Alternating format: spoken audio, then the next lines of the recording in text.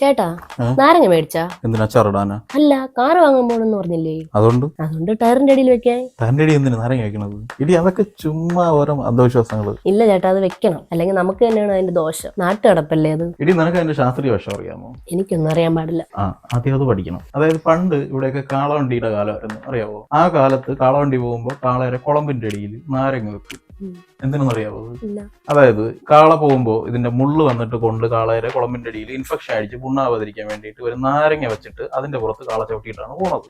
നാരങ്ങ നീര് പൊട്ടി ഈ കുളമ്പിന്റെ അടിയിൽ ഇരിക്കുമ്പോ പിന്നെ പോകുന്ന വഴിക്ക് കല്ലുകൊണ്ടാലും മുള്ളുകൊണ്ടാലും അതിനൊന്നും പറ്റില്ല. അതാണ് അന്നത്തെ ഒരു ശാസ്ത്രീയ വശം. ആ സംഭവമാണ് ഇന്ന് ഈ ജർമ്മൻ സാങ്കേതിക വിദ്യയുടെ കാറിന്റെ അടിയിലൊക്കെ എടുത്ത് വെക്കുന്നത്. ഇതിലൊക്കെ എന്ത് ലോജിക് ഇടിയിരിക്കുന്നത്? എനിക്കതൊന്നും അറിഞ്ഞൂടാ. പക്ഷെ ഒരു കാര്യമുണ്ട്, എന്റെ അപ്പച്ചിന്റെ മോനെ അറിയാല്ല, അവൻ ഇതുപോലെ വെല്ലുവിളിച്ചിട്ടാണ് ഷോറൂമിൽ നിന്ന് കാർ കൊടുത്തോണ്ട് പോയത്. എന്നിട്ട് എന്തായി?